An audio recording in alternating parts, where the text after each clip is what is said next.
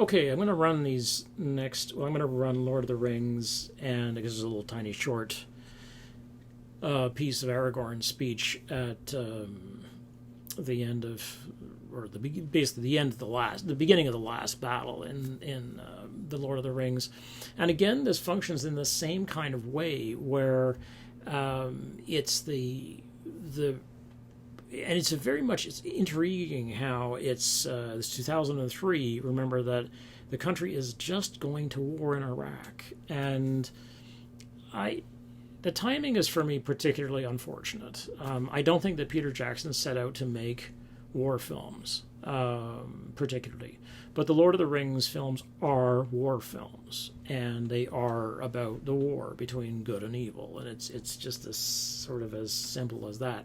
Now, it's true that Gandalf and Sauron and Saruman and Wormtongue and so on and Theoden engage in a sort of who's the gray area. There are some gray areas in here, that everybody's tempted by the ring and so on. In other words, everybody's tempted by ultimate power or whatever it is they're promised. But, if you're a good person, you reject it and so on. And at the same time, it's impossible, despite Tolkien's, many declarations to the contrary, it's impossible to look at Lord of the Rings and not see this as a discussion of World War II. I mean, it's just very tough. It's like, yes, we get that it was, a part of the Saxon worldview, and okay, it's this, and it's drawn on that, and it's drawn on the, 16th century forces of the, okay, yeah, we get all that stuff. But at the same time, especially the way that Jackson makes this film, here is this army of apparent sort of monsters who just are pulled out of the earth. So they're autochthonous, and they've got these, and they're all killers. It's the SS, and you've got a fully industrialized. You go from basically being an agrarian, nature-loving world where the Ents are, taking care of their forests and everything is wonderful, until they're like, wait a second, there's no more forest here, because the Ents are not gonna fight with the hobbits until they. And they're dropping off the end of the forest. And they're like, where's the rest of the forest? Like, we've been trying to tell you, the Nazis got it. Oops, sorry. Mordor, the forces of Mordor got it.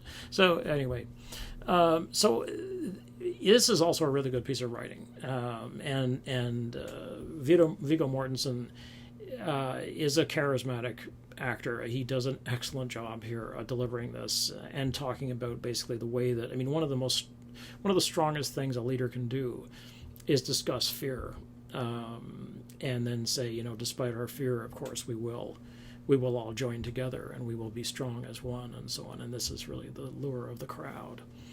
Now, without breaking here, I'm going to go on to Avatar, which I consider to be a complete piece of garbage, whereas James Cameron, who's got here Jake Sully, and by now it's 2009. And again, thank God, like, here comes the great white boss to save all the, in this case, blue people, brown people, whatever they are, they're not white and educated. And in fact, one of the Avatarians, I can't remember their name of the planet, well, I guess it's Avatar, right?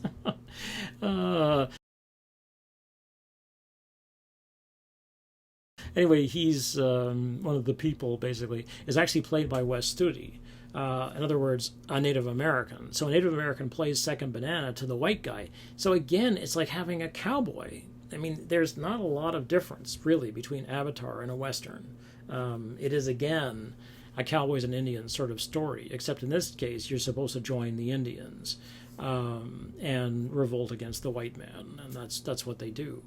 But we forget that the white man actually is masquerading as a native in this case, and the film makes shameless. This is just shameless colonialism. People of Avatar, I'm like, okay, this just check your. It's like people who are now having a problem with Harry Potter. It's like, yeah, well, just have to go look again at Avatar and see what you make of the sort of generic. It's like, here's a native culture, and it just looks like every native culture. They all get together, and they all sing in circles, and they all live with nature, and it's all wonderful. And what do white people do? Oh yeah, they rape the environment. Okay, fixed. And everybody's like, well, yeah, that's true. It's like, sure, sure, it's true. But there's this sort of like jam up of where Cameron can't actually invent his own native people. He's got to steal native peoples from all over mostly North America and some parts of Africa, and put together this sort of mishmash of things and just say, oh well. And then in the end, who's going to speak for the native people? Well, a white guy. Of course, he looks like a native person. He's gone native, but he's still a white guy. How is this different from Heart of Darkness? How is this really different from Apocalypse Now? Would be sort of my next question. When I said this kind of thing in I don't know, what was it, 2009? Oh man, people were like, oh, shut up. People loved the movie. They thought it was amazing, remarkable. It was so beautiful. It was so politically correct. It was like, okay, it's colonialist.